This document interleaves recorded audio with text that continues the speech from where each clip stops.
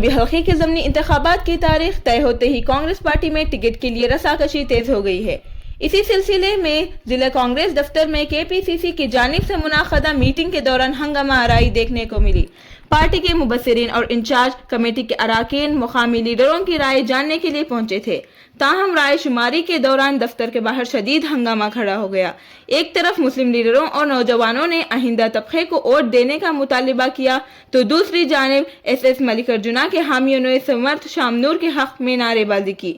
इस सूरत हाल से नाराज होकर इंचार्ज कमेटी के अराकीन मंजुनाथ भंडारी, साबिक वजीर H अंजनप्पा और HM रेवन्ना मीटिंग अधूरी छोड़कर बाहर निकल गए। बताया जाता है कि वो बगैर राय लिए ही उम्मीदवारों की फहरिस्त के लिए रवाना हो गए।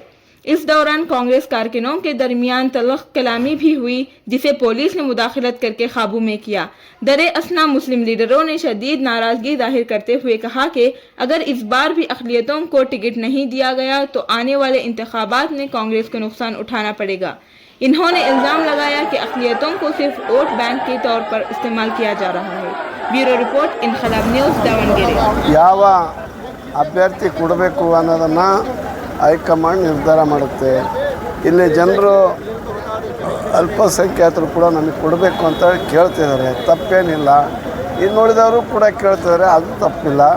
ಅಂತಿಮವಾಗಿ ಕಾಂಗ್ರೆಸ್ ಹೈಕಮಾಂಡು ನ್ಯಾಯಸಮ್ಮತವಾಗಿ ಒಬ್ಬ ಅಭ್ಯರ್ಥಿಯನ್ನು ಕೊಡ್ತಾರೆ, ನಾವೆಲ್ಲರೂ ಒಗ್ಗಟ್ಟಿನಿಂದ ಕೆಲಸ ಮಾಡೋಣ। ಅದರಿಂದ ದಯಮಾಡಿ ಯಾರು ಕೂಡ ಆಕ್ರೋಶಕ್ಕೊಳಗಾಗಬಾರ್ದು। ಕೇಳ್ರಿ ನಿಮ್ಮ ಹಕ್ಕನ್ನ, ನಮಗೆ ಕೊಡಿ ಅಂತ ಕೇಳೋದ್ರಲ್ಲಿ ತಪ್ಪೇನಿಲ್ಲ, ಕೇಳಬೇಕು।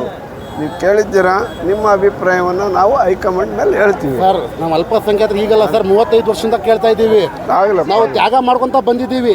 ಈ ಸಲ 2 ವರ್ಷ ಇದೆಯಾ ಆ ಅಧಿಕಾರ ನಮ್ಗೆ ಕೊಡ್ರಿ ಸರ್, ನೀವೆಲ್ಲ ಬಂದು ಅಹಿಂದಾದವ್ರಿಗೆ ಕೊಡ್ಲಿ ನಮ್ಗೆ ಟಿಕೆಟ್, ನೀವೆಲ್ಲ ಬಂದು ಗೆಲ್ಸ್ತೀರಂತ ನಂಬಿಕೆ ಇದೆ ನಮಗೆ।